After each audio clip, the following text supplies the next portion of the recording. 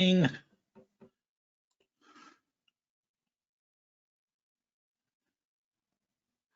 natural gas pumping off. We hit that. We got in on 4, which we had been wanting to do.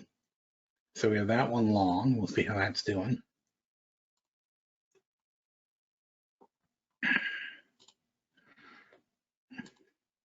The oil came back to 90, but kind of, well, actually hit all the way up 90.50, but it's been rejected up there. And the oil is a bit too dangerous right now with all the crap going on. Natural gas, I can't believe it came all the way back to 4. So, so we're in at 4, and I'm not inclined to get out if I can avoid it. You know, if we can get over this green line, I guess if we get over 405, I did stop at 1 already, but if we get over 405,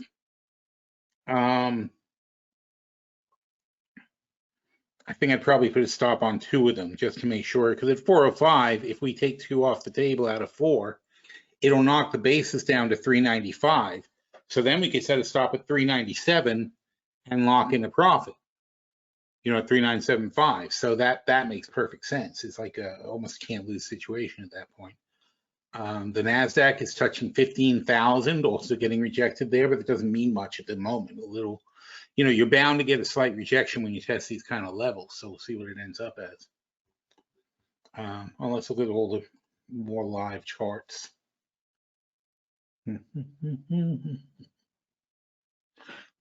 So everything is just flying up. Now, if I had to say something, because there's really not much going on, the dollar's down a bit, but not very much. And the oil's basically flat. Gold and silver went up a little bit. The main thing that's happened in the last 24 hours is Fauci saying that he thinks we're entering the end stage of the pandemic. That from now on we should be able to, things will be calmed down. He's not expecting any more massive variant changes or anything that forces another lockdown. I think he's looking at the Omicron and saying that the trend of the virus is to be milder, not to be stronger, and the contagion doesn't matter if it's this mild. You know, it matters, but it's not a severe health crisis if it just gives you a cold. So, you know, economically, it's still a bit of a problem, you know, with absenteeism and stuff, but it's not like we have to lock down cities or anything like that.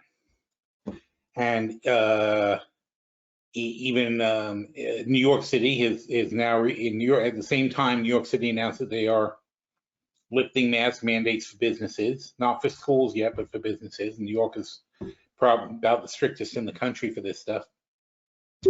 And a lot of Europe is opening back up. So, you know, there you go. People are optimistic. Now, of course, the optimism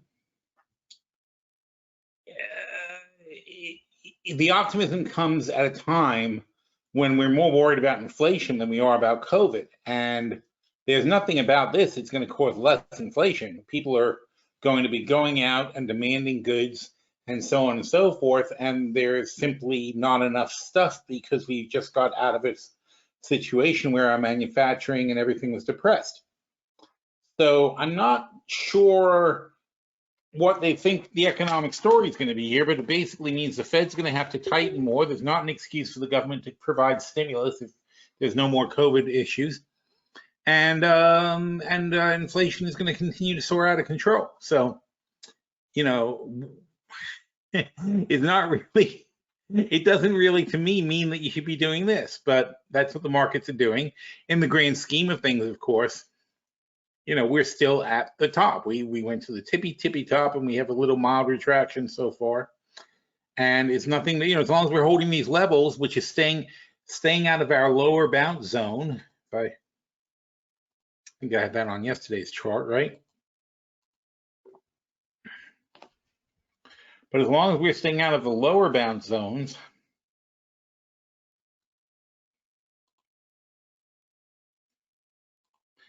if I can find such a thing,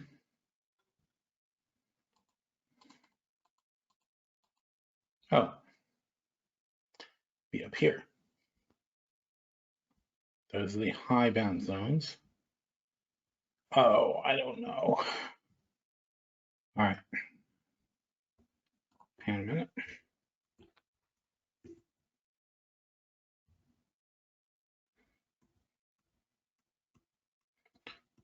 I'm sure I pointed out the other chart at some point. No? Wait a minute.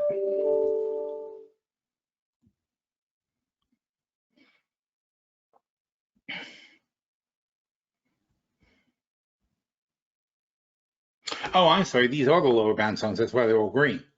Okay, so as long as we stay out of the low range, these are the bounces we expected off a 20% correction. We never got to 13.5 on the NASDAQ. The closest we came on the NASDAQ was pretty close, was if we zoom in on that, let's see, days. There's 13.5. So we came down to 13.7 was the lowest low we hit. We had predicted 13.5. You know, close enough, I mean, considering.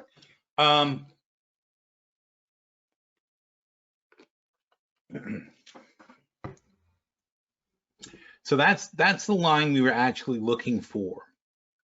We held 14,000, which technically, you know, 14,000 is really a psychological hold on the NASDAQ. It's not a.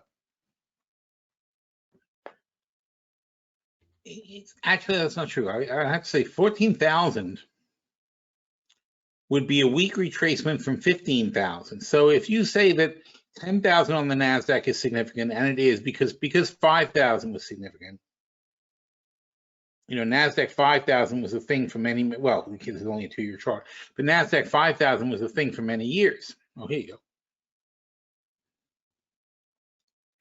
So here's 5,000 on the NASDAQ. That's basically where we topped out 20 years ago and where we came back to in 2014, 15 and consolidated.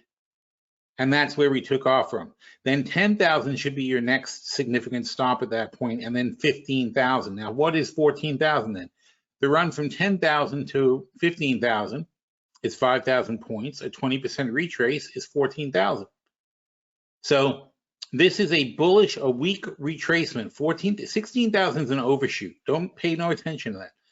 14 is a weak retracement of a run from 5,000 to 4 of a 5,000 point run. So 20% of 5,000 is 1,000. A 1,000 point pullback is a weak retracement. Now the funny thing is we overshot 15,000 by a wide margin. So it looks horrifying when you come from 16.5 back to 14. But in reality, all you're really doing is you're ignoring the overshoot from 15 to 16 plus.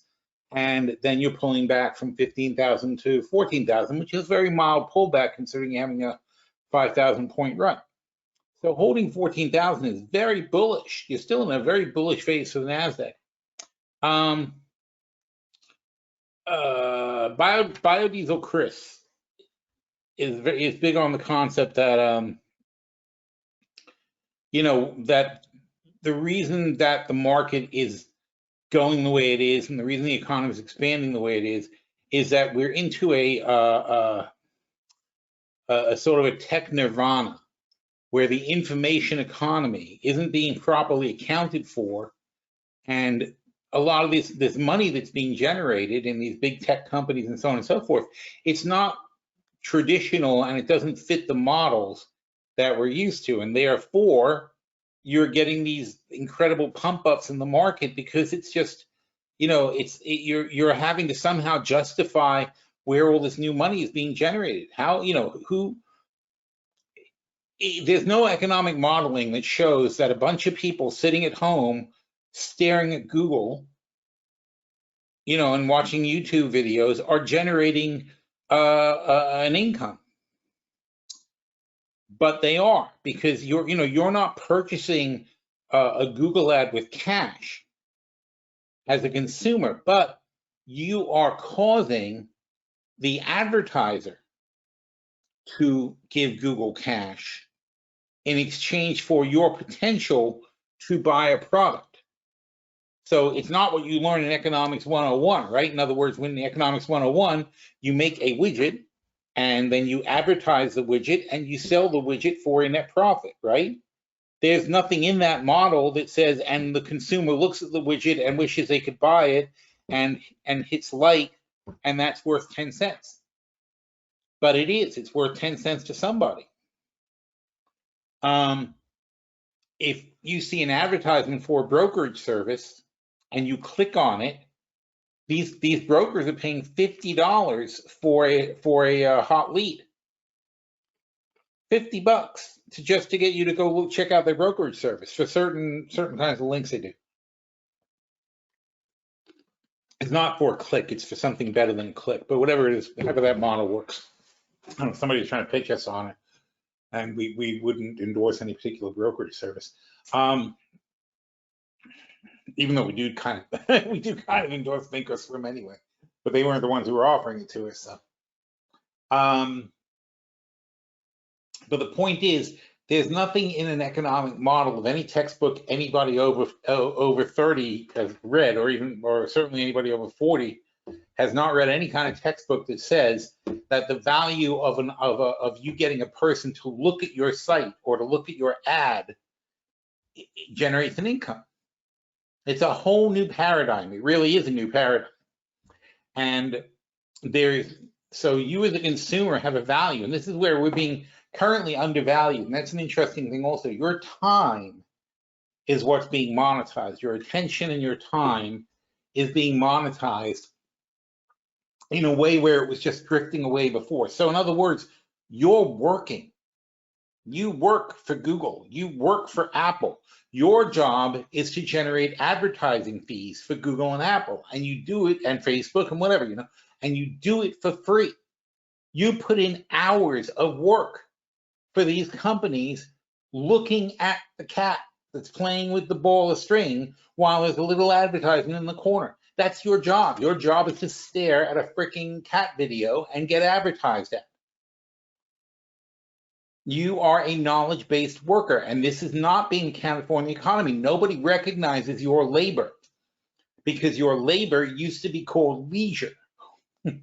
But these companies have very cleverly turned your leisure time into labor time for them, because that's all that economy is. They don't give a crap, Google and whatever. They don't give a crap whether you actually buy anything. I mean, obviously in the metrics, they like to show that people actually do convert and whatever, but that's not there. They're not selling you anything. They're selling advertising. They're selling advertising the same way. And by the way, TV monetized us also at some point. It still does. I mean, anybody with an audience is monetizing you, but this is in a way where really they've taken this tremendous amount of time.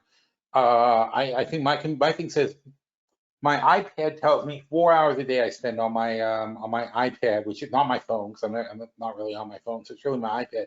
So I said I spend 4 hours a day looking at my iPad, and that's probably right, because I read on my iPad all the time, I play games on my iPad all the time, and whenever I want to look anything up, I look it up on my iPad.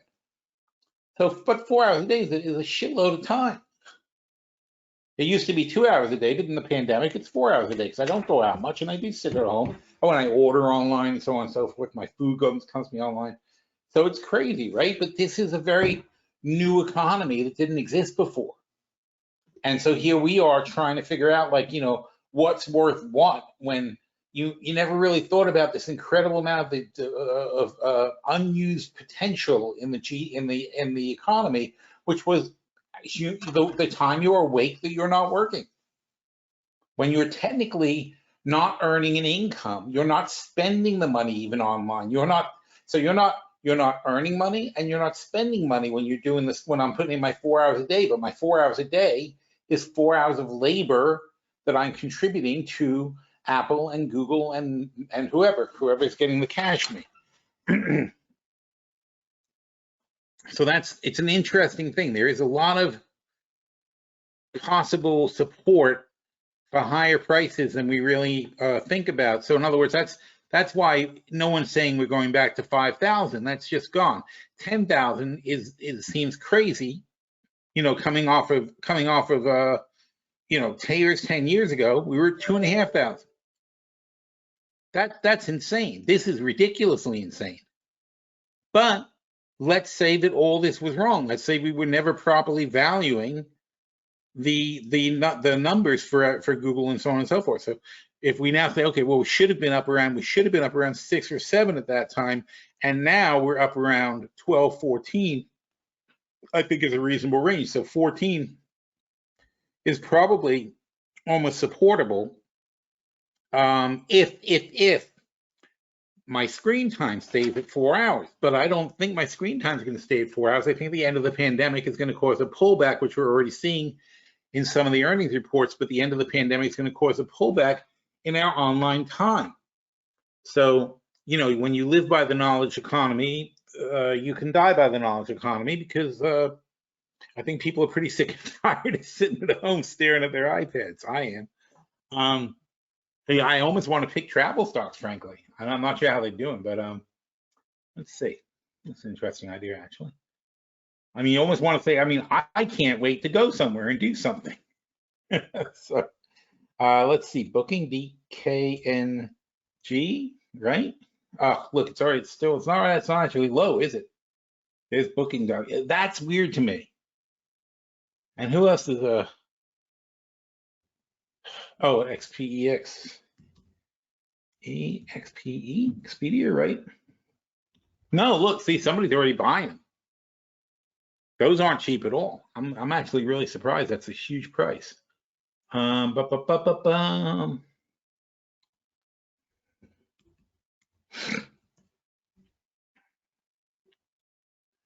Booking was Priceline. They've changed their name. That's not them.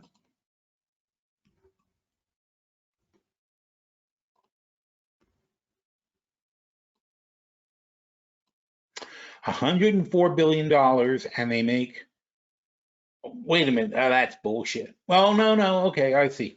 Okay, no, that's true. All right, so they were making $3-4 billion, and catastrophe hit. Now, surprisingly, they didn't lose money in 2020. I think that's freaking impressive. I think that's really, really impressive that they didn't actually lose money in the worst year ever possible for travel. Doesn't mean I want to buy them for $104 billion. No, but it's not bad. And so they figure they're going to go back to at least $4 billion in earnings, and hopefully grow it from there. So $100 billion, not horrifying for them, but it's a little more than I'd want to pay. I wouldn't want to jump right in. We used to like Expedia because they were generally a better buy. What is this doing? There it is. No, not Eagle. Why does it do that? It's like their site is slow.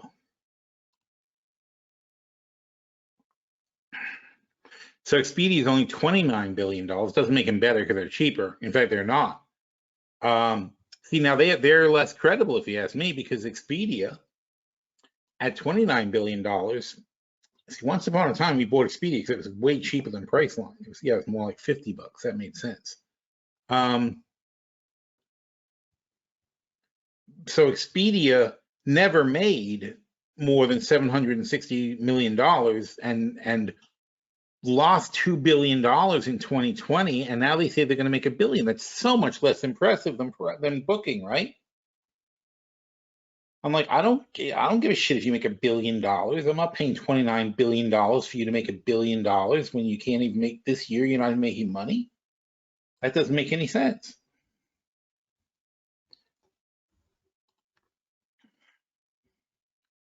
So Booking's looking pretty good by comparison. Not that again, like I said, not that it's a huge bargain, but you can see why they're trading at this level. I mean, it's just a huge company. Now, you want to look at let's just look at the chart without. Nope. So let's take a look at. We got a better one than this, yeah. Let's look at RCL, Royal Caribbean Cruises. I mean, I certainly don't. I don't like Carnival, CCL. I don't like Carnival. So NCL, I think, is Norwegian Cruise Line. Nope. All right. Anyway, so let's take a look at Royal Caribbean, who we do like.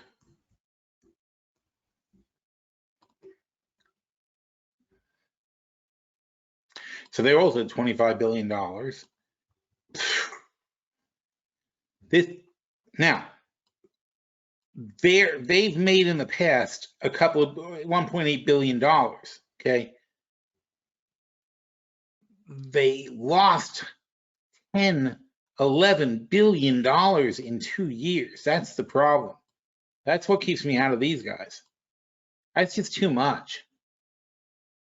It's going to put pressure on them going forward. Somehow they say they're going to make, not this year, but next year they say they're going to make $1.6 billion again. I don't see how they're going to do that. How are they, in what way are they paying off this note? That's what I would need to understand. I need to understand, how are they paying off this debt of losing $11 billion? And how long is it going to take for them to pay it off and come back? Now, you're getting the stock pretty cheap, though, because if they are actually going to make $1.6 billion on $30 billion of revenue, I'm sorry, $30 billion, $24 billion in market cap, what is that? It's not 12, it's like 15 or something like that. So looking at like 15 times earnings. That's not bad, except it's 15 times earnings and they're going to spend, 10 years paying off debt. As a really long-term hold, sure, except the problem then becomes, in a really long-term hold, how do we know there won't be another virus and they take another $10 billion hit and this time they go bankrupt because they already have a $10 billion debt on the books? So unfortunately, it doesn't work from that perspective. Booking is safer. If you want a better rebound in booking, in travel, booking is probably safer. Then there's good old Marriott, MAR. Marriott is now half of the hotels in the world and going at $55 billion, but pricey because they are links. But again, you got to look back before and say, okay, they made about $2 billion at best back here. So now I'm paying $55 billion. It's too much money to spend for that. It's not enough. So people are getting way overly excited about. Obviously, people are, obviously a lot of people are already betting on some major comeback in the travel industry. And yeah, I think that 2022, 2023 should be really good years for travel because, I got so many people I haven't seen that I used to see at least once a year. I would see people, and I haven't seen them for 2 or 3 years now. And that includes my children. They came down here and saw me, but I haven't been to either one of their colleges. They both went to college where I haven't had a chance to go up and see them in college. That's awful. So, obviously that's on my list. It's going up to visit. I haven't been to California at all. I got all kinds of people in California and business in California to do.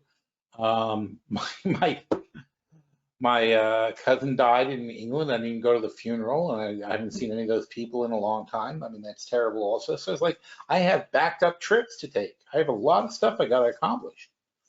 Not to mention, business in New York to do and things like that. Yeah, we do it on the phone, we get this and that done, but it's not the same. It really isn't. You got to go sit down and have meetings with people and talk and go out to lunch and do the whole thing. It's like you can't just, have a phone call. It doesn't accomplish the same thing. So I think unfortunate. If you guys see anything, let me know. But it seems to me it's a picked over sector, and we're not going to get any major bargains. Just out of curiosity, since we can't find anything else, how did Carnival hold up? Carnival lost $20 billion. Forget it. That's insane. How do you even contemplate? It's down to 10 times earnings, Carnival. At least they're realistic about their prospects. But wow. They're gonna still lose money this year. They can't even get out of trouble this year.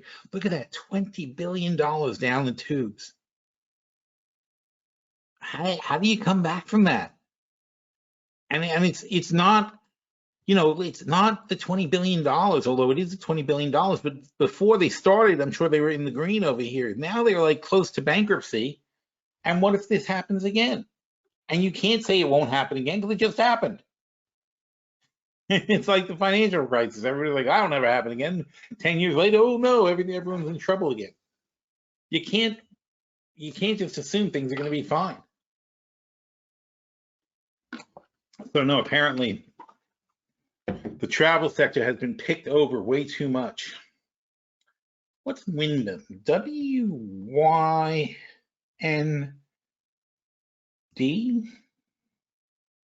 Wyndham Worldwide. There they are.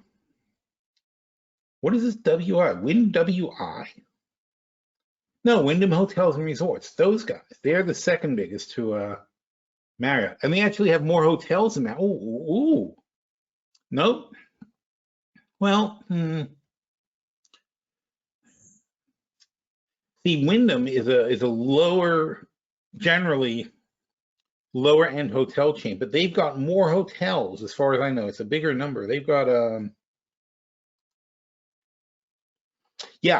8,900 affiliated hotels. I think Marriott's got 5,000 or 6,000. Let's see. But obviously it doesn't matter if your 8,000 hotels are 100, $200 a night on the average. What is this? How do you put in MAR and it can't bring up Marriott? That makes no sense.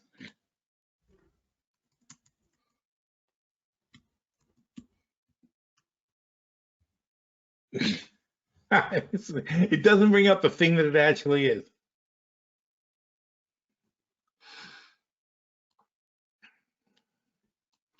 So Marriott's got, it doesn't say it. Anyway, I'm pretty sure it's 5,000 or 6,000 hotels.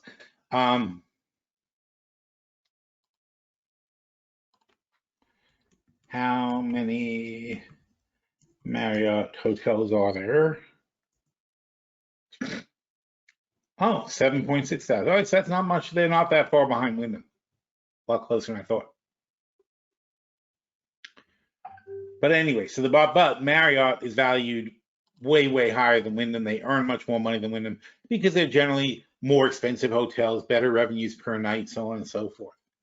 So, but that wasn't really the point. The point was Wyndham. Nope. Let's do it the hard way. WH. So hard. So Marriott 18 billion, Wyndham 2 billion. I mean, Wyndham runs more like a pure management company. So it's a little bit different. Their revenue stream is different. But that means their risk is different too. So they took a very small loss in 2020.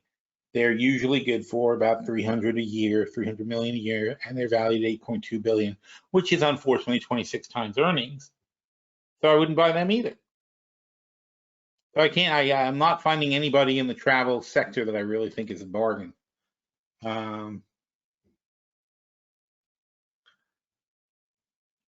Albert's saying, what about AMT and CCI for the 5G build out? I don't know about CCI. Let's see what they say.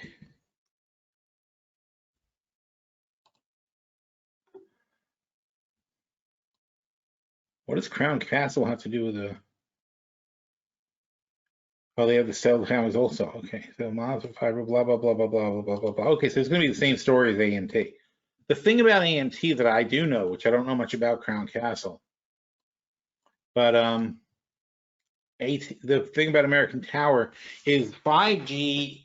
It's going to use the same towers they're using now. I don't believe that they're going to be able to demand better leasing rates because it's 5G. It doesn't help them that AT&T is now running a 5G on the tower that they're renting them instead of 3G. I don't believe that's going to make any revenue difference for them. I could be wrong, but I don't think so. Also, though, the whole point of 5G is you should need less towers. You should be able to, it's the same amount of a tower should have a much larger coverage area with 5G, and that may show up as a negative for them down the road. So I don't see it as a really big positive, and these are generally expensive stocks. I know AMC is, these guys are 45 times earnings. It's just not something that would be on my radar. Let's see how American Tower looks. Nah, American Tower is 47 times earnings. It's too much. People are too excited about that. To me, it's like, well, what about AT&T for the 5G rollout? What about What about Verizon? What about T-Mobile? Oop, VT, VZ. I mean, these are the guys. You know, AT&T and Verizon, they own the broadcast spectrum. They paid money. They spent a huge amount of money, and Verizon's also trading 9 times earnings.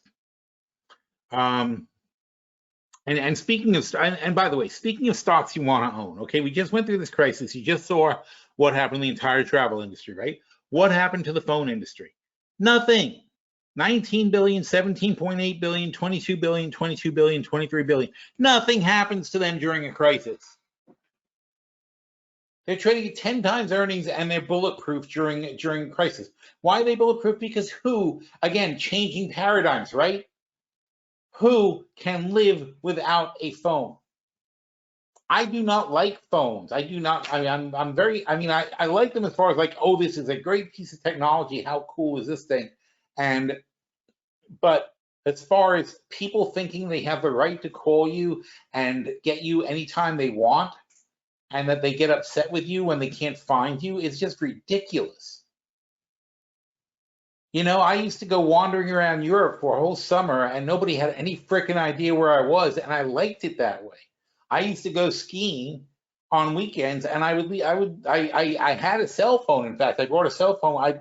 I bought cell phones from day one, you know, when they were like giant things, because it allowed me to go skiing more often because I could conduct business when I was away and talk to people on the slopes and things like that. So I wouldn't, so from a work perspective, it was great. But on the weekend, would I carry a cell phone around to make sure I was available, or was I skiing in the, you know, was I taking a helicopter off the side of a mountain and not being seen for a day? It's like, I don't understand these people. They go to the beach with a cell phone. I'm like, what are you doing? And when I say these people, I don't mean like 1 or 2 people. I mean, this is what it's like. You're at the freaking beach and everybody's got a phone. And to me, it's like, it's crazy. Yeah, it's everyone everywhere all the time. And, you know, it's just weird. So anyway, but the bottom line is that's why no matter what happens, no matter what kind of pandemic or whatever, people are going to take their phones. And the number one concern everybody has in a crisis is, how am I going to charge my phone? I remember having this conversation down here. We were having, you know, the blackouts for the hurricane and stuff like that. And everybody's like, oh, you know, it's like, what kind of generator do I need? How long can this battery thing, you know, charge my phone, so on and so forth. Like, the hell with the refrigerator, but can I talk on my phone?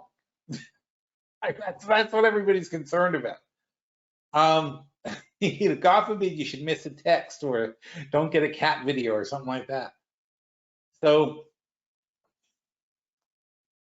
I was gonna say, so I mean, I take mental health days where I just leave my phone. I go for mostly like one weekend day. Usually I'll like just leave my phone and walk down to the beach and walk around for the day, and maybe like I'll come back in the afternoon and see if anybody urgently needed me for anything. And then I'll go out again and leave my phone because I want a day without dealing with it.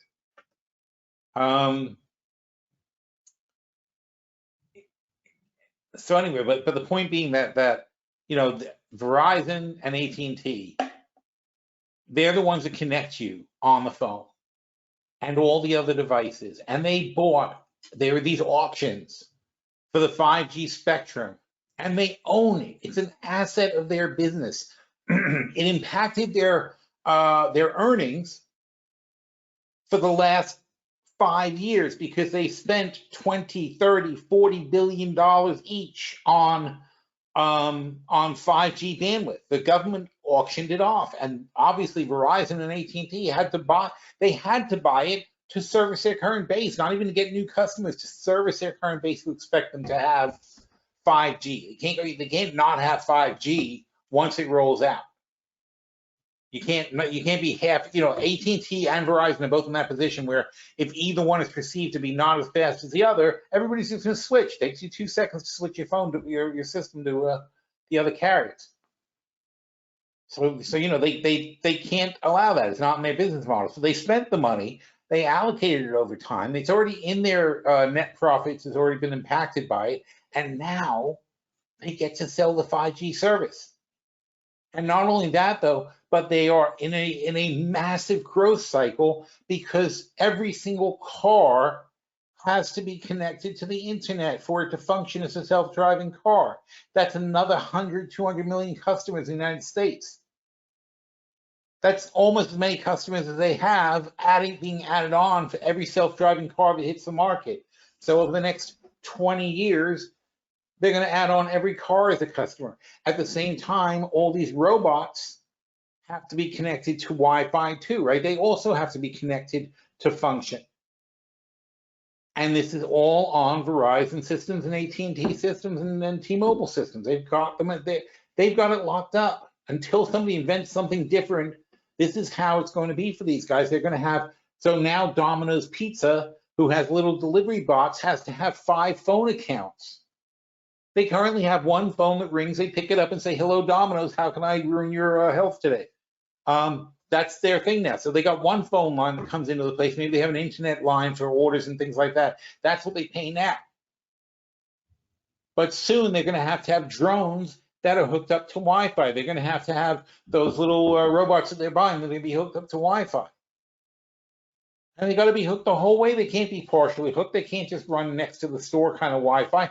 They've got to leave the store and go to your house and come back. They've got to be connected. It's critical connection. Therefore, they're going to pay good money for premium connections. But you know what? It's still cheaper than hiring people. So they're going to do it because it's just the carrying cost of doing it. You're going to pay, you'll pay $100 a month for the connection to your delivery drone. That's replacing a person that used to pay $2,000 a month, and then the cost of the delivery drone itself is going to be maybe that'll be a couple of $100 a month too, or $300, $500 a month. What's the difference? You were paying some kid $2,000 a month, and now you're paying a drone for $1,000 a month. It's still saving you money. And the drone works never calls in sick, and it's always working or whatever. Maybe these repairs, but you have contracts for that sort of thing. It's going to be there's a whole nother booming economy that's coming.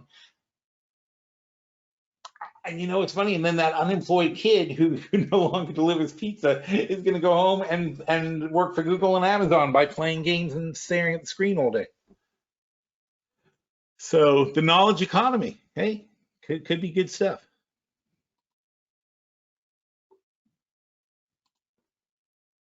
How are things looking here? So but I mean, obviously all this stuff becomes an overreaction. It's just we're so carried away. I mean, to jump the market this much. Oh, there's Generac. Look how good Generac's doing. Oh, wasn't that? Oh, last week we were talking about Generac, and I was going to say wanted to pick that for a long-term play, right? So I should write these things down.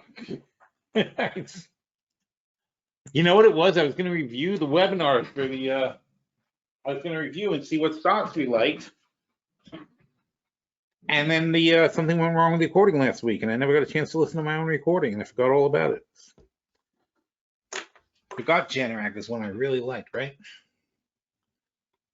But these phone companies, I can't get away from this. I mean, that's just too cheap at the moment. I don't see how they're doing that. Ooh, natural gas fall below $4 again. My plan is not working so far. Let's see how the portfolio is holding up.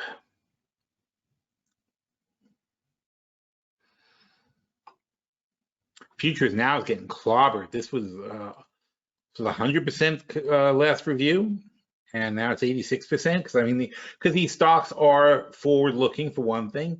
We're getting blasted on Coinbase has been down because Bitcoin collapsed and all that. But the cryptos, Rewalk has been very disappointing. Cowen's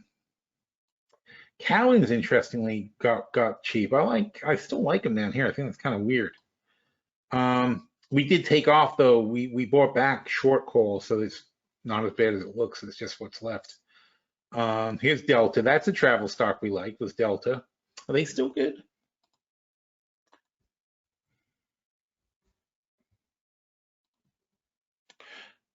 So when you have a couple hundred long positions, you can just go through your portfolios and find things that are good to buy.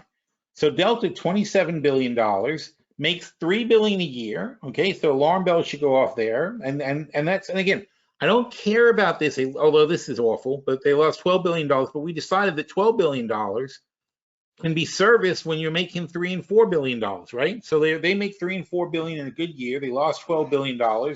That sucks. But you divide it over 10 years, and then you say, okay, well, let's call it then 2.8 billion for 10 years until they pay it back, right? So 2.8 billion, I'll still pay 28 billion for it. It's only 10 times earnings. So accounting for earnings, if they get back to $4 billion, I'm going to call it 10 times earnings and debt. And I can live with that going forward. So that's why we picked Delta. But of course, when we bought Delta, it was way cheaper because we have a 40-55 spread on Delta from November. Wait, what am I doing?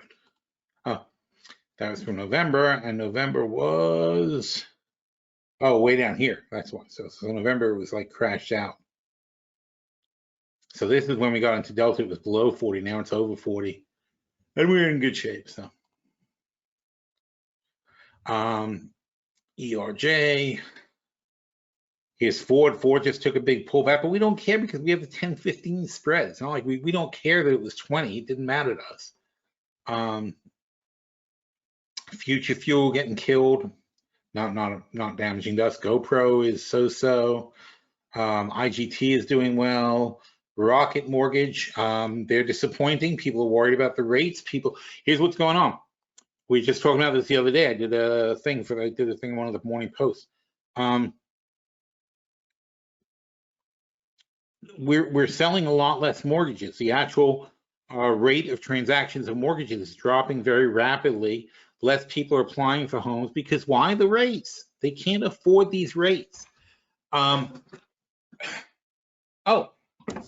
That was the thing we looked at today. Where is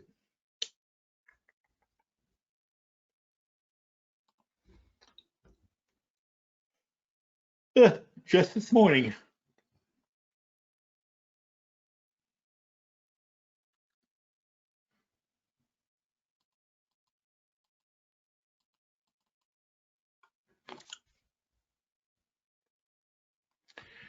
This chart. Okay. So in 1985, and a lot of people love to say this, we were just having this conversation with somebody earlier this week. So I said, my parents bought a house in 1985 and it was $40,000 and now it's $2 million. Well, that's freaking great for them. Because in 1985, here's how much wealth a family had. Everybody had about this much money. See this? In 1985, everybody had this much money. Now, in, actually, it goes. I would have realized it's 1982. This is really meant 1982 is 0%. That's where everybody starts. Not even. In other words, everybody had what they have in 1982. So since 1982, your parents with the $40,000 house now have $2 million. So they went from 40,000 to 2 million. Is what is it's 5,000%, basically, right?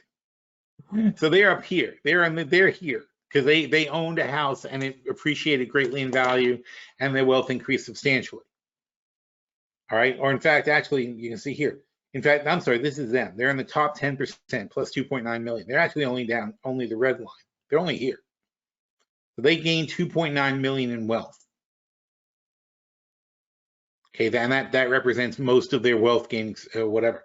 Now, the people in the top 1% gained 500 million in wealth, 50 times more than that. The top 0.1%. The top 0.1% gained 89 million in wealth.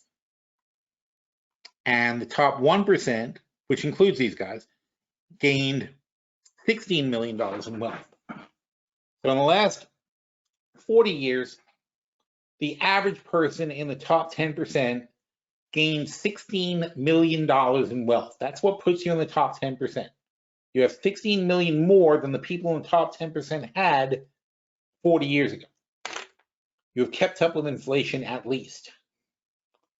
But once you get out of the top 1%, even though the top 10% includes the top 1%, so without, you know, if you did this properly, you would do the top 9% until you hit the 1%, the top 10 to 1%, basically, the 10 to 2%, whatever you call it. That's why people don't do it. It's too complicated. But you would exclude this from this number. That would be the proper way to do it. Then you'd have a better idea of how much it changes. But the top 10% total, $2.9 million in the red line here. That it's substantially less. It's half. It's actually half. It does what do you call that? Logarithmic or whatever. So this is 200, 400, 600 like that. And this is so you're going here from, where's the 200? So you're going here from 300 to 500, let's say. So it's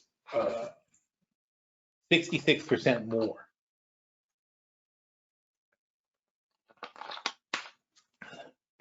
So people in the top 1% gain 66% more wealth than the people, and again, they gained more wealth. So in other words, everybody gained inflation, whatever. But this is how much people pulled away from the other groups. So these guys pulled that far away from everyone. They all started in the same place. These guys got this much richer. These guys got this much richer. These guys got this much richer. And here's the top 10% people. If you're not in the top 10%, you may as well just shoot yourself, because the top 40, I'm sorry, not the top 40%. And again, this is where the exclusion thing really matters, though, because it's completely wrong to count the, oh, I'm sorry, no, the middle 40%. That would be correct. That is, I'm sorry, that's the correct, that one's right. Sorry, I'm getting mixed up on that. So that one's right, because the middle 40% is not, it would exclude the top 10%. So here you drop to $240,000 of gained wealth over 40 freaking years.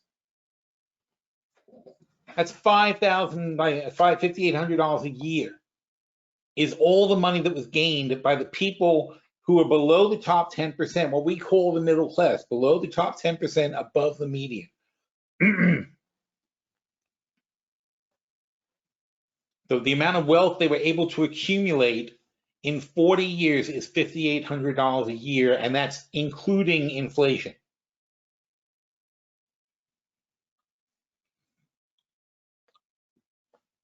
Meanwhile, the bottom 50% made in 40 years $100. That is so sad. $120, $120 a year of wealth was increased by the bottom 50%. And again, when you take inflation into account, they're screwed. That's way worse. Adjusted for inflation is way worse. And look at the dip they took at one point. Look how they went below the chart. They were unmeasurably below the chart for a while. They only just started pulling out of that recently. But all they're doing is getting back to a number that's just, it's unconscionably bad. So how does this affect the house? Well, the problem is 90% of the people in this country can't possibly afford a house. They could barely afford the same house that they could afford in 1982. So this guy whose parents have a $40,000 house that's $2 million, they have knocked everybody out of the market except the top 10%. And even those guys would be like, I don't know, I got some other things to pay for besides the house. So you've narrowed. What's happening, though, is that home prices have gone up. There's a demand for homes. People need homes. There's nowhere near enough inventory in the United States, but people can't afford the homes. And that's how you have a housing crisis. You have an unmet housing crisis. It doesn't matter if you conceivably have homes on the market at $8, $10, $12 million and say, well, look, there's homes for sale. Just give me a $500,000 deposit and you can move right in. It's not going to work. So that's what's wrong with Rocket, and that's what's falling apart in the whole system. Is when you have rapid inflation, where home prices outpace wages by large amounts. And again, this is a problem when your average home price is $300,000 and it goes up 10%, that's $30,000 that it went up in 1 year. That's a lot of money. And if you're earning $50,000 a year and you get a $5,000 raise, it doesn't really help you pay $30,000 more for the mortgage. Because first of all, $30,000 more for the mortgage, you need $6,000 deposit. Again, $30,000 more, you need $6,000 more for deposit, right? Then you need more money for the payments. But your raise was only $6,000. No, I'm sorry, your raise at 10% was only $5,000. So in other words, $50,000 average income, right? 50,000 average income, 10% raise, that is $5,000. $300,000 average home, 10% raise, $30,000. But now you break that down to a mortgage, it's still no good because the $30,000 mortgage requires, and you only got a $5,000 raise, you need a $6,000 deposit, plus you got a monthly payment of, let's say,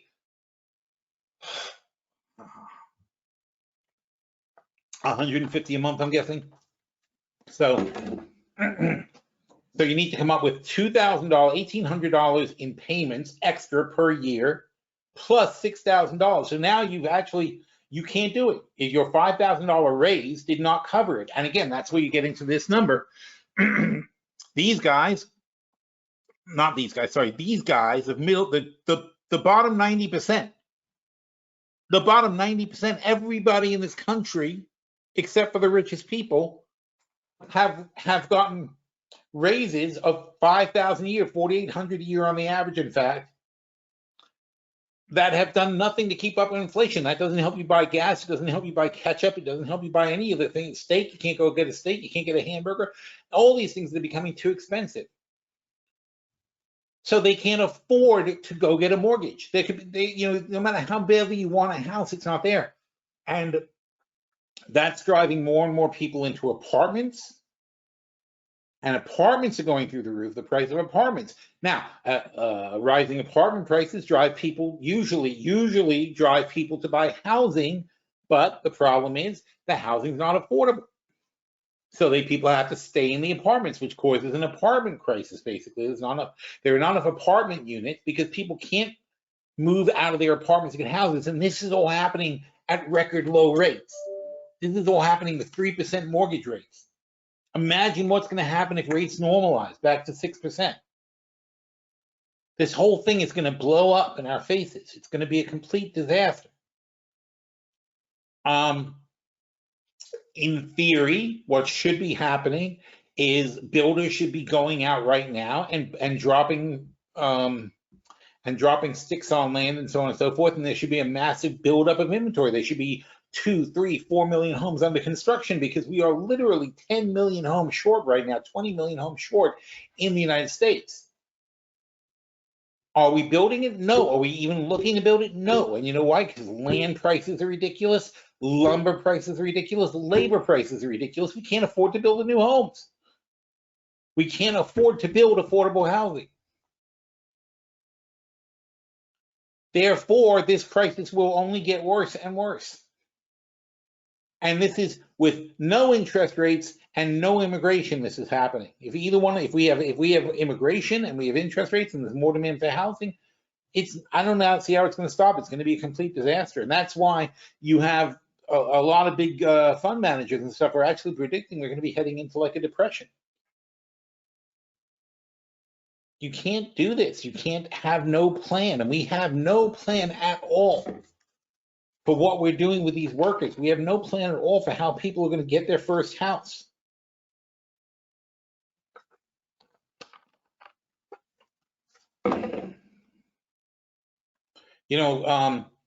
We've also exhausted people's savings. I mean, on the net, we have more savings in the United States, but again, it looks like this. This is the wealth build, right? Of course, we have more savings because these guys put away $500 million. That makes it look like all these guys are putting away money, but it's not the case. This one guy put away more money. Well, what is 500 million? 500 million is 4 times that. Times 500 is 2,000 times that. So this guy has 2,000 times more money than this guy. But This is the top 0.1%, so that's 1 out of 10,000. So 1 out of 10,000 people is putting away more money than 2,000 people below it. That's crazy. But that's why it looks like we're saving money. The other thing that's happening is because of the pandemic, again, less traveling, less. What's a billionaire going to spend their money on? Right now, they're spending on going to space. They have literally nothing else to do with their money. If you have as much money as Elon Musk, and if you have as much money as Jeff Bezos, what else are you going to do with it other than go to Mars? What is there left on Earth to buy? You know, unless they start building pyramids again, which would not be a bad idea, I guess. May as well put some monuments up. Can you imagine Trump would do it? If Trump had the money, he would do it. He would build a pyramid or a sphinx with its face on it. You know, so if you know, there's a certain amount of money that you have at which people just haven't got anything left to buy. It's too much, and they're putting it away, and that's what's going on with the ultra rich. They're sticking money in the bank. They got nothing else to do. They keep it in their own company. Jeff Bezos, Elon Musk keep their money in their own company. Warren Buffett keeps his money in his own company. Got nothing else to do with it. What's he going to do? You know, and think about it. Think, who do you know? They buy a sports team, a couple of billions, not a big deal. Buy a sports team, you buy a yacht. Jeff Bezos is building a yacht that's so big they have to dismantle a bridge to take it out of the yard. I mean, I think you would think they would have thought of that before they started, but apparently not. So,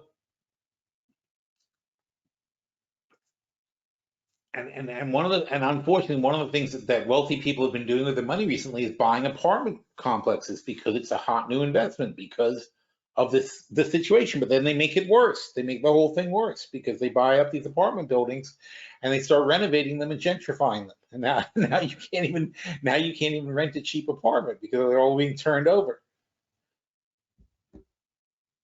You know, because rich people with 6,000 square foot homes don't want their kids living with them, so they go get an apartment.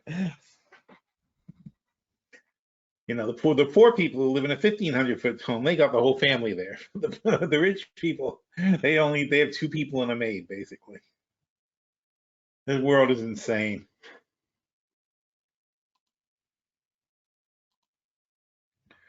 All right, what else did we talk about today?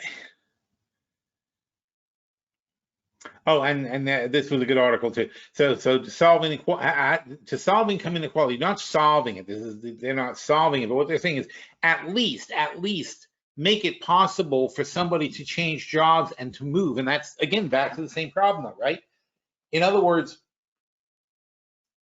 it used to be a lot easier to just pick up and go somewhere else to get a job. People, I mean, that was the Depression. That was what that was all about. People would relocate from places where there were no jobs to go where there were jobs. But then they would get to the place where there were jobs, and it was like a gold rush, where cities would be like, don't come to our city. We don't have any more jobs left. Like people heard there were jobs, and now we got 50,000 people standing around looking for jobs. It's kind of like that now. But the thing is, there's nowhere to go. You can't stay in. You can't afford to live in a hotel. You can't afford to get a cheap room. You can't afford to live in a house. You can't get an apartment. So you can't leave your job. You're economically trapped where you are because you can't move, which moving is expensive. Deposits are expensive. Setting up a new stuff is expensive. You can't just move to another city because your city is economically unfeasible. And it's good for the economy when you have mobile workers because certain industries thrive at certain times, others come at certain times, and you want workers to be somewhat mobile, but they're not mobile. And also the healthcare noose around your neck is another thing because you quit your healthcare, and there's 2 issues when you quit your healthcare, which we should all know by now because we've been going through Obamacare for 10 years. But what's the problem with healthcare? Well, obviously it's too expensive in the first place. But if you are getting healthcare from your company, okay, obviously you can't quit your job and then start paying $1,000 a month for your healthcare while you're looking for a new job. That's a disaster right there. Disaster number 2, your pre-existing conditions. The new healthcare company may exclude your pre-existing conditions. The other problem is that when you start working with a new company, it may take 3 months, 6 months to get enrolled in the new healthcare program at the new company, and you have a gap. And again, you go back to the gap and the pre-existing conditions and they'll exclude stuff, and you're screwed. So it didn't used to be a thing when we were kids. You know, I'm 60. It didn't used to be a thing when we were kids to switch jobs, switch healthcare. There was no word for pre-existing conditions. You know, you go get healthcare and you got healthcare. That was the end of it. Now it's like, good luck. And they're going to start calling COVID a pre-existing condition. It's like, now that everybody's gotten COVID, the healthcare company's like, hey, we can exclude like everybody from all kinds of stuff. All these COVID-related ailments you might get later in life. They're like, sorry, you came to us with that. Don't blame me.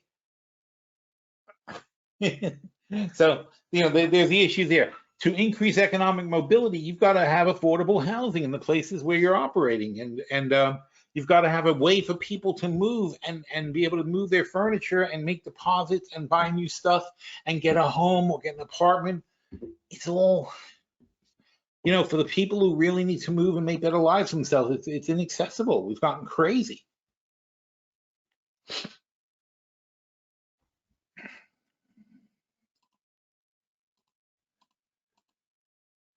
Oh, we have the oil report today. There's a major journal. Let's see what that looks like. Oh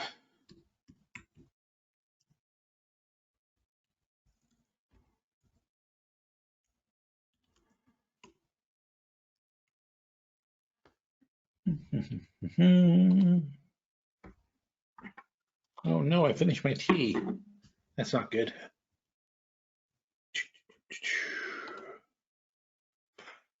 Why is this small? Hello? Oh, Control Plus. All right, so February 4th, commercial crude inventories decreased by 4.8 million barrels.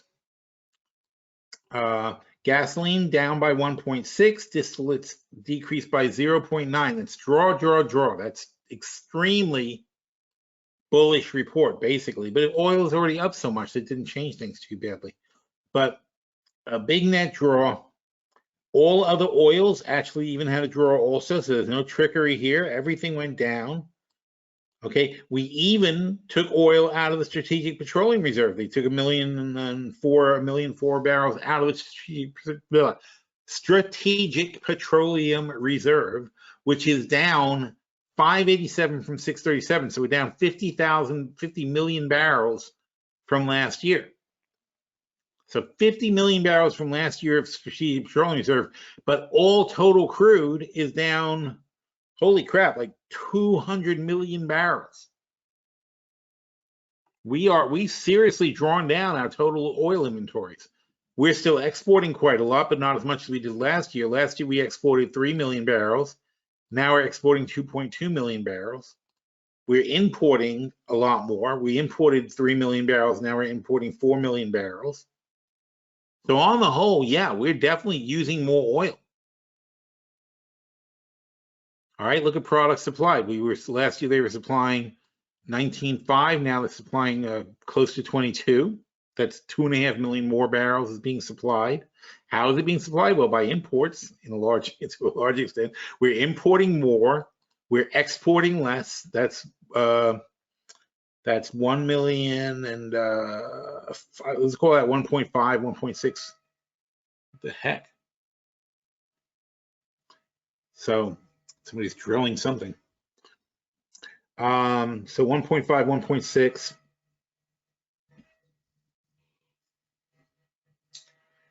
So that's a good part of it, but we're net drawing out oil. So can't really argue with the $90 oil. I mean, 90 is a little excessive, of course, but you can't really argue with where it is. So you can't, you know, this is nothing. It's not really shortable now, not with that kind of number, because if you get into it on the EIA.gov, I'm sure we're going to see some kind of stockpile numbers that look. Electric vehicles and hybrids surpass 10% of light duty sales. Oh, very nice. A lot of hybrid though. Look at that. Hybrid is way more than you would think. 6% hybrid, 3.4% electric.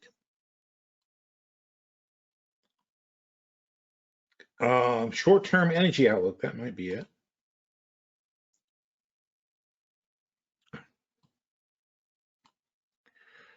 $95 NYMEX futures price confidence interval upper bound. Okay, so they think oil is going to be what? I think ignore these. $180 a barrel. So that's the range, I guess. That seems pretty insane. The STL forecast is down here, so they expect oil to stay under 100. But Goldman Sachs and JP Morgan are telling you $100 oil is coming this summer, and right now it's kind of hard to deny that. We're at 90 already. No inventories. Markets review, crude oil, futures prices, commercial liquid inventories, minus 5-year average, and Brent price. What the hell does that mean?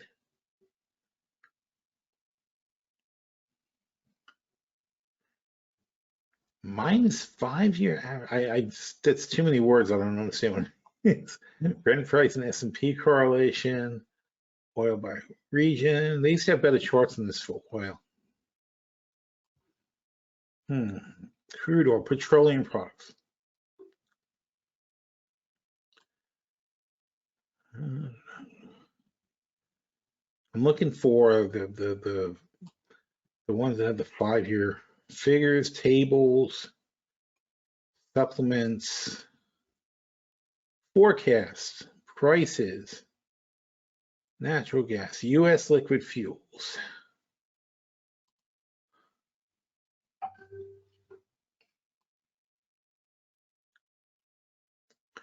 See, net imports of crudes, that's what I'm talking about. That went way down. So we're importing a lot less.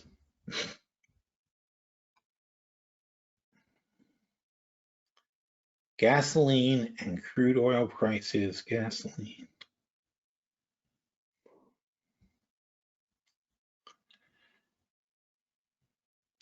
Not finding the charts I want to find, unfortunately.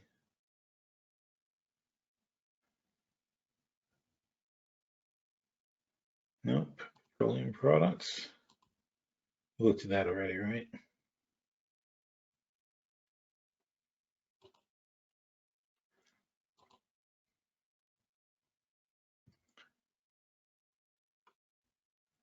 Gasoline, natural gas storage report, profiles for country.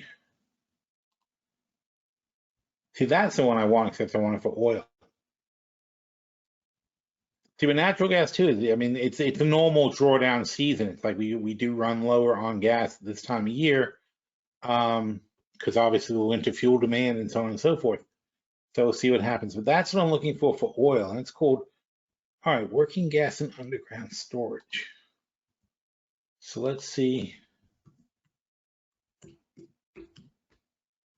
See if we can find storage as a topic. Underground storage capacity, battery storage, working net, delivery and storage for natural gas, working storage, gas. Why is it always gas?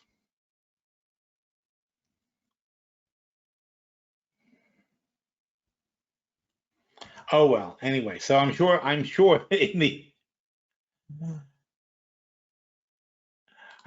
the oil patch that you would see the same kind of thing. You see that the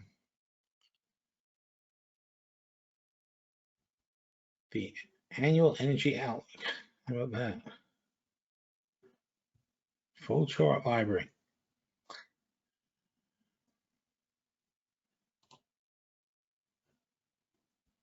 Oh, well, maybe this later. Production.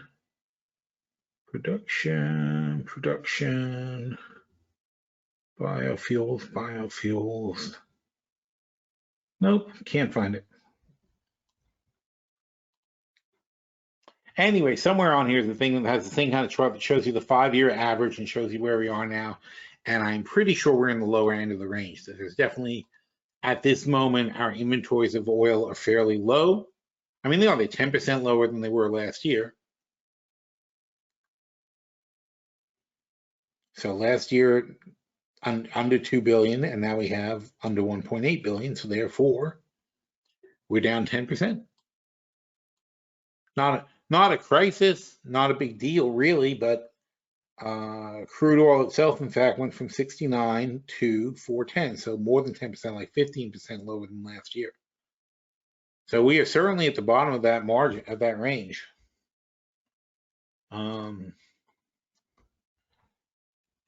Oil storage.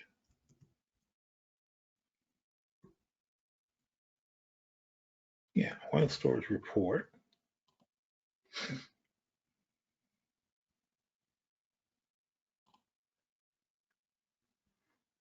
Weekly petroleum supply. This doesn't seem, this is the same thing we just looked at though, that's not it.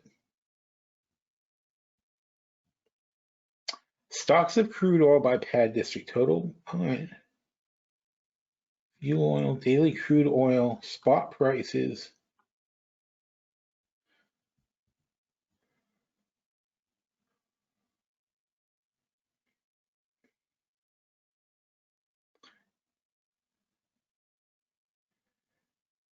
And spot prices, NYMEX future oil, gasoline retail. I can't believe how hard it is to find something such a simple chart. Images. Well, that's a chart. It's probably not, no, it's not even close to recent. Tools, time, past month. All right, there we go. Now we're getting somewhere. Nope, that's still last year. But that's the chart I mean. So, all right, there you go, 420 there. Now we know, oh, no, wait. This is 22. All right, no, this is, okay, this does seem to be current.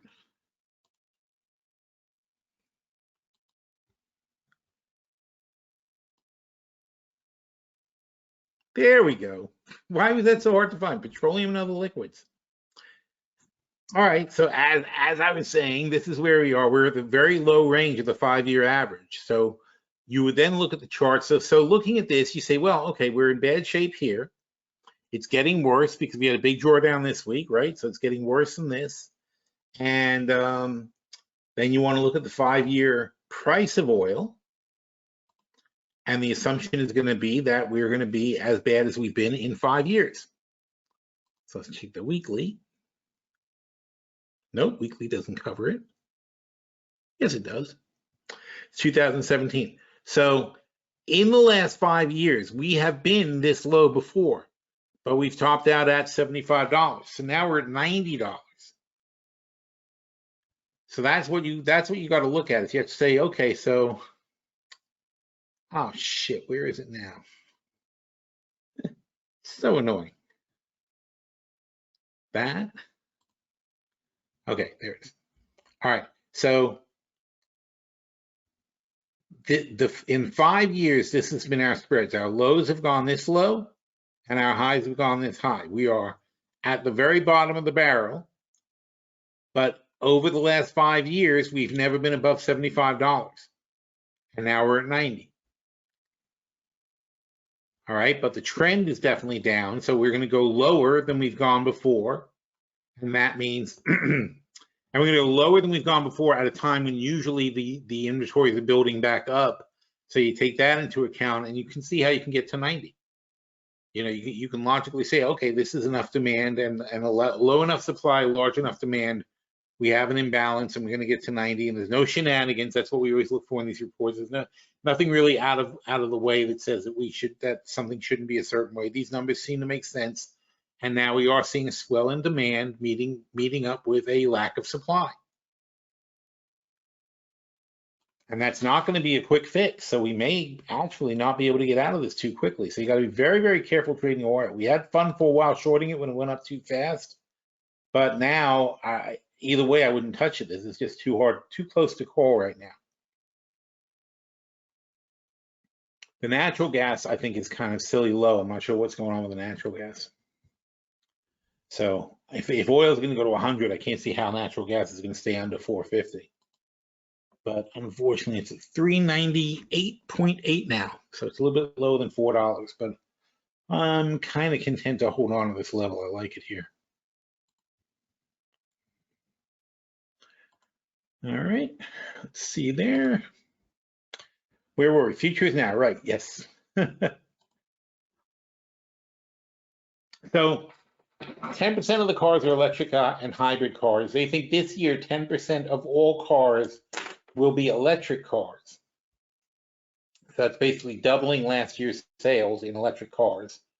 I guess so. I mean, certainly Tesla is projecting that for themselves, and that means that, I mean, and they are most of the car sales. So if they're going to double up, then everybody else only has to increase a bit. But a lot of major electric cars are hitting the market this year, so we'll see what kind of sales it all garners. Plus, you can't, and also though, you can't even get a car. So I say any car they put down on the any car they put on the floor is going to get bought at this point. Because that's another shortage we have. We have a shortage of cars. Where now there are certain used cars that there's certain versions of a used car that are actually more expensive than the list price of the current car, which is really crazy. So here's Future Fuel, who are not getting any love at all, which I don't understand. I would think in this environment, people would like them better. We're probably going to get more aggressive on this one. We have the 750 calls. GoPro, IGT is gaming. Oh, Rocket Mortgage, that's where he stopped. The Rocket Mortgage is having problems because of the affordability of housing. SunPower, I don't get it. We already got aggressively long on SunPower. Thor Industries, I like them for the trends of people can't live in apartments, so they get campers and stuff. And WTRH is a food delivery company. They are not doing great so far, but it's just a time play. You got to wait on them and see how they do. And that was the rest of our portfolio. So nothing terrible. Just unfortunately, these are not currently very big value companies in general. I mean, Delta, obviously, Delta, Ford, whatever, but these are not generally companies that are recession proof. And the market conditions where everybody dumped things that are smaller cap stocks, we got killed on this portfolio. This is the only portfolio really that didn't make it back all the way so far. Short term today. Oh, well, that's so weird, huh? Back to 102. What the hell happened?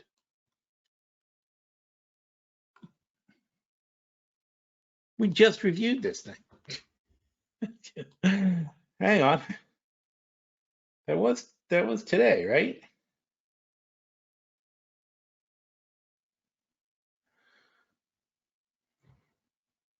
Huh. Wait. When did we just go over this thing? Oh, it was yesterday. Yesterday, sorry.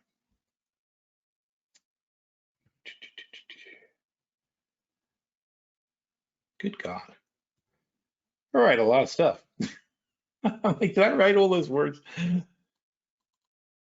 Here we go.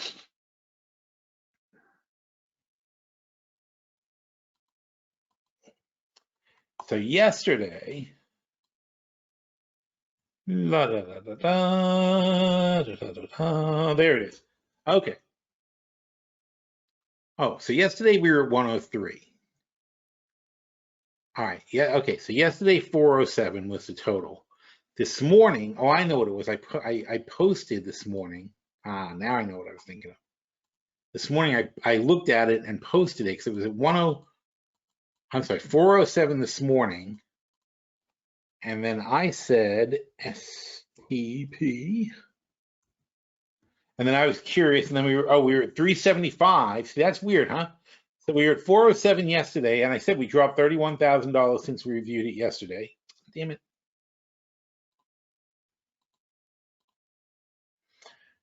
So this was 10 o'clock, 10:15 this morning. So 10:15 this morning, we were down to 375, and now we didn't touch it obviously, and now we're back to 404. Isn't that crazy? So it's hard. That's why intraday numbers in the portfolio, you got to be careful because they're all over the place.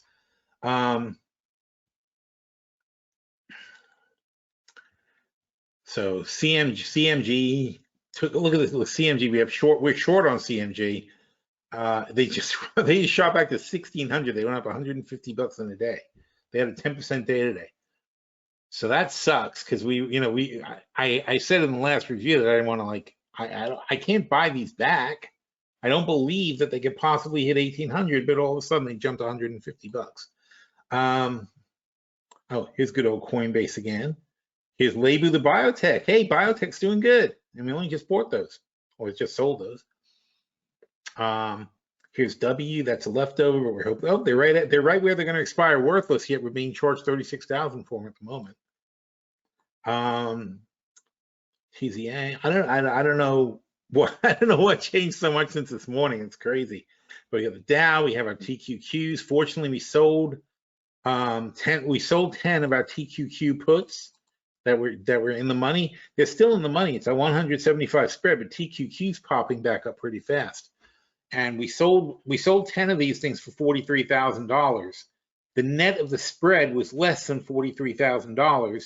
It was $25,000 was the net of the spread. So now that we sold the 43,000, we don't even care if TQQ pops back over 100 and the whole thing expires worthless. We still made our money.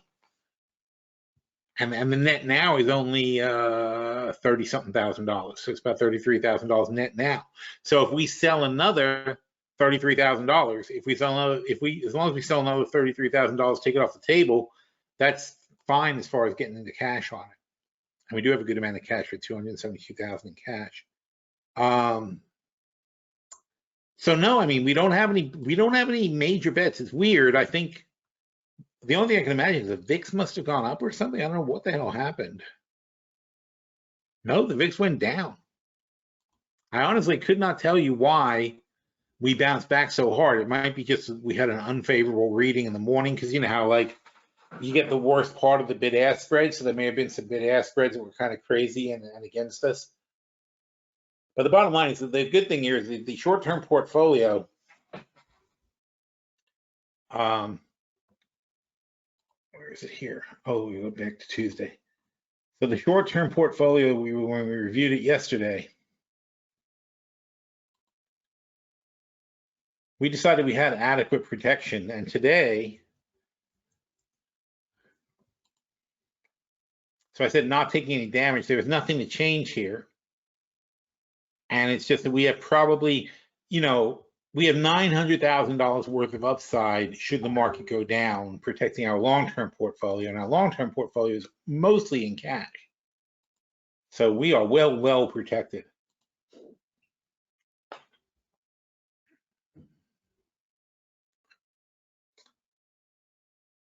Wow, 369%. That's huge. So 2.347. See, that's crazy too. I swear that went up 50,000 bucks today. So we're having a really good day.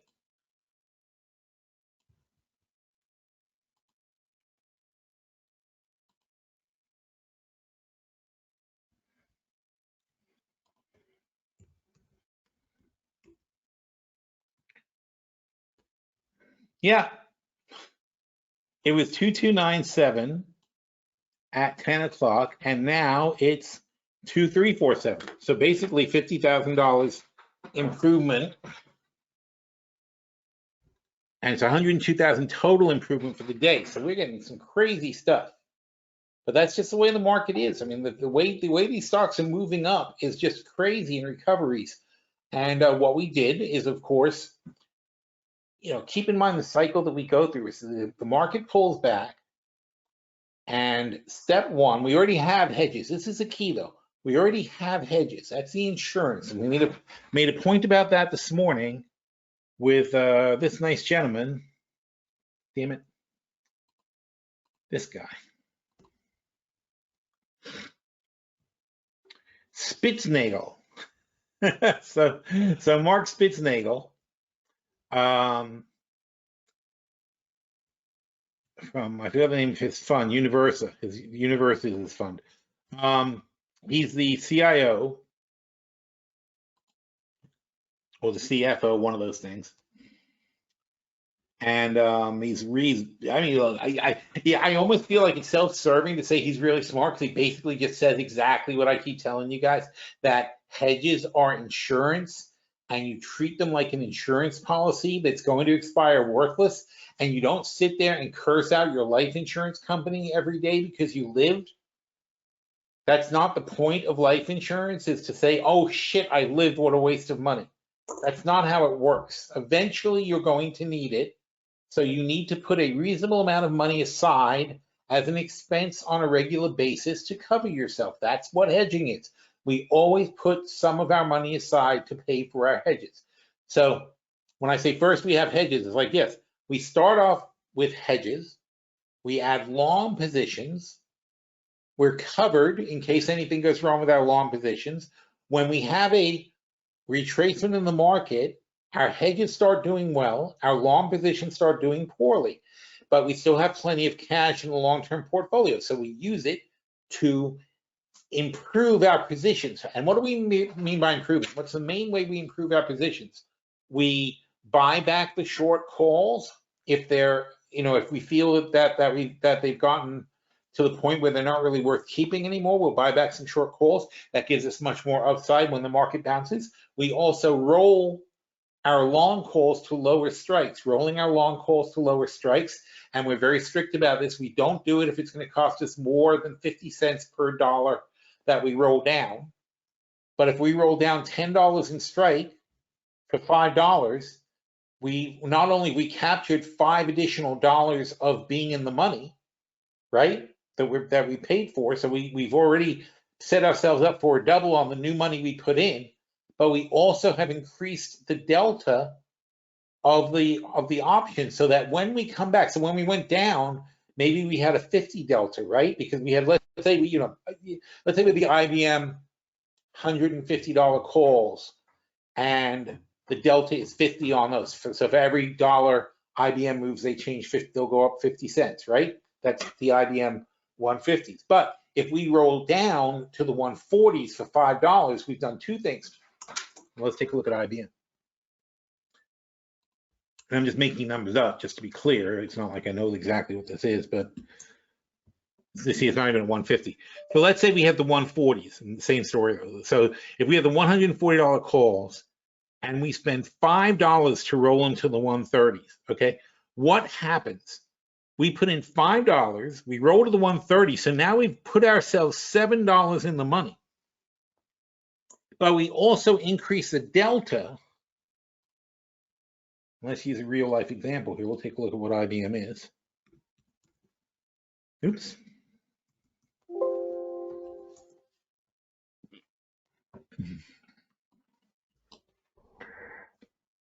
So we go from the 140 calls at $13, $14, let's say, to the 130 calls, which are at $19. Well, we wouldn't do it for 19, it would have to be 18. So if we roll down 10, but the thing is the delta goes from, on the 140s, from 47 to 57. So we increase the delta by 25%, by 10 cents out of 40 cents, or by 20%. So now we're going to get a much better boost, a 20% bigger boost on the recovery than we lost on the way down. So on the way down, we were losing 40 cents per dollar. And on the way up, we're going to gain 50 cents per dollar, 57 cents per dollar. And we're also $10 more in the money. And we've also widened the spread because we rolled down our longs. We did not roll down the short call. So we've widened the spread, and now we have a lot more upside potential to the spread as well. And that's why our portfolio, the long-term portfolio, performs so well in a choppy, bouncy market. We love bouncy markets. We don't care that that it didn't fall as far as we thought, because we love it when it bounces. And as you can see, we don't make that many adjustments. We don't go routinely, we don't go adjusting every single position, but we pick several key positions that we improve, the ones where we think it's really unfair that they went down, and we allocate our capital to those positions. And the key to that, though, is having the hedges in place. If the hedges are in place, We're insured and we're covered. And when it goes down, we know we have the cash on the sidelines to make those intelligent decisions with our trade.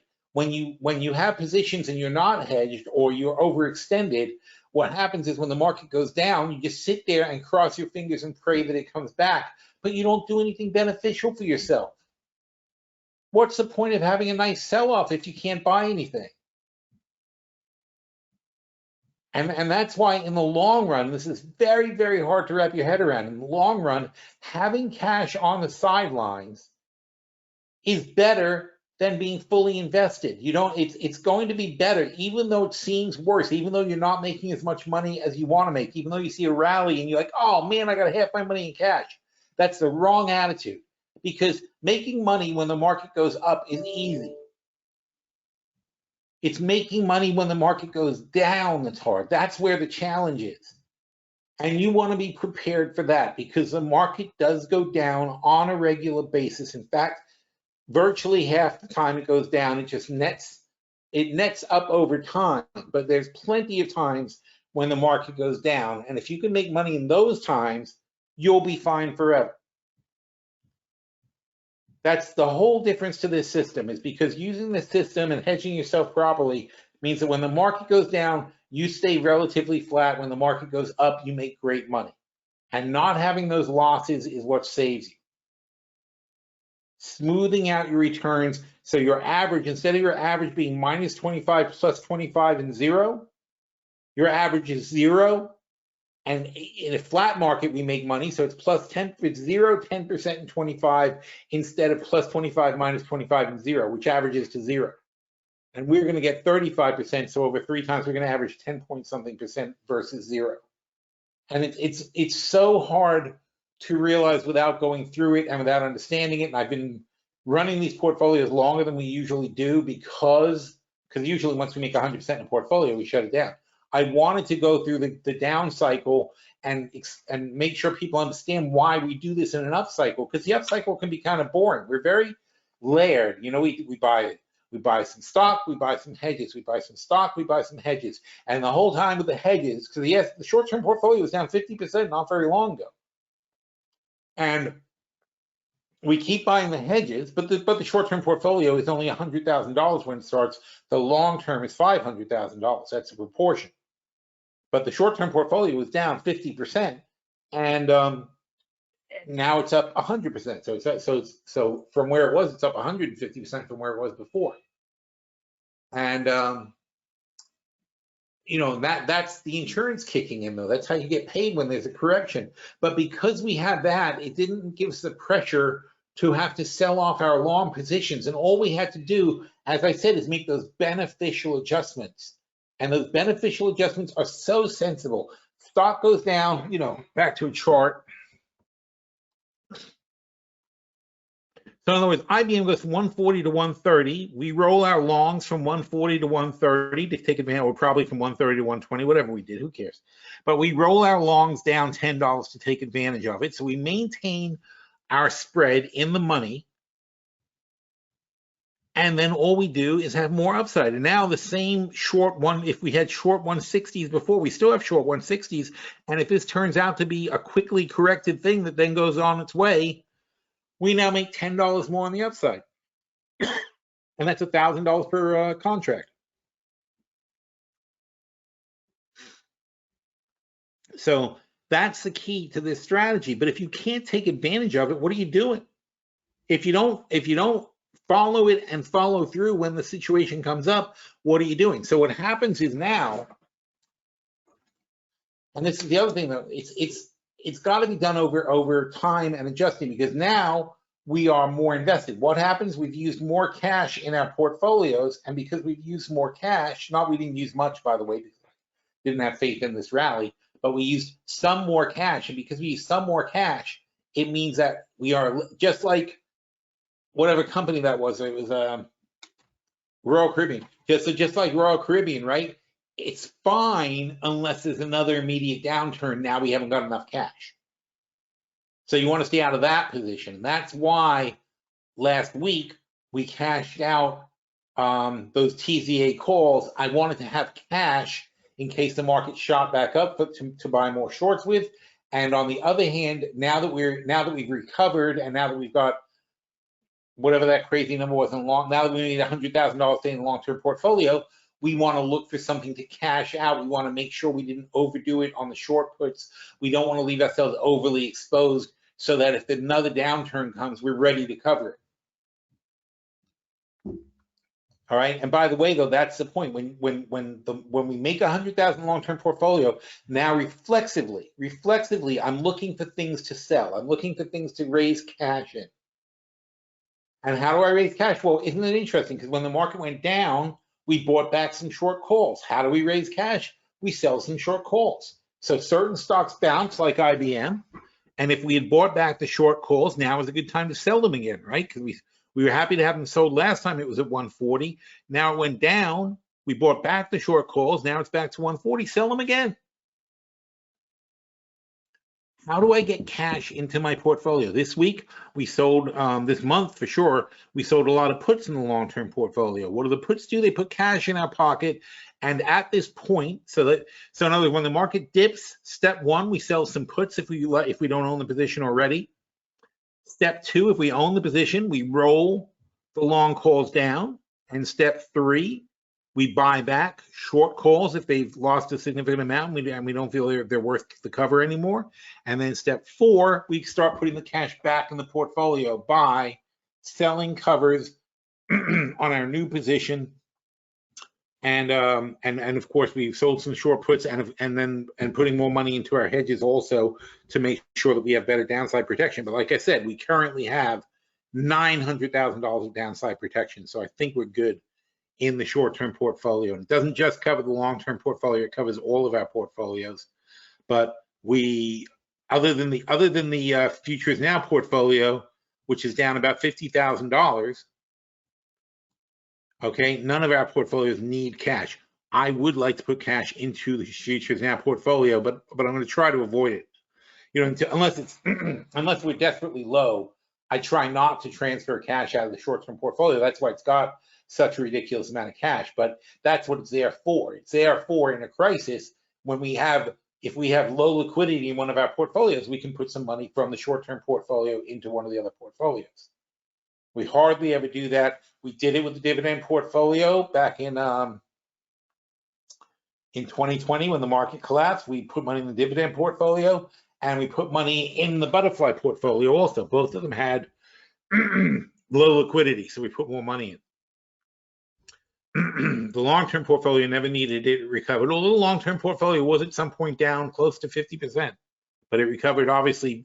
Well, it more than recovered because now it's up 300% or something insane like that.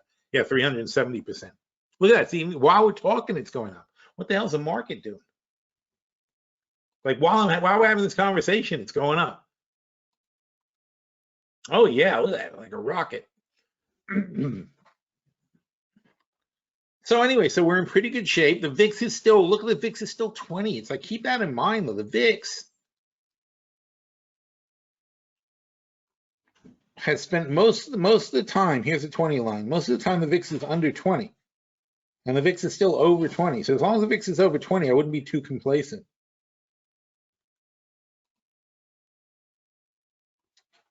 All right, but otherwise we're in pretty good shape. See if anybody has any questions. Nobody has any questions, and my voice is going, so that's the time we end the webinar. Because I ran out of tea before, that's why. See, now we know what the cause and effect is. All right, guys, so things seem to be okay. We're in very good shape. We're well covered, and let's just keep this thing going, okay? Pay attention to the cycle we go through with these stocks. All right, thanks, everybody. Have a nice week. I'll talk to you later.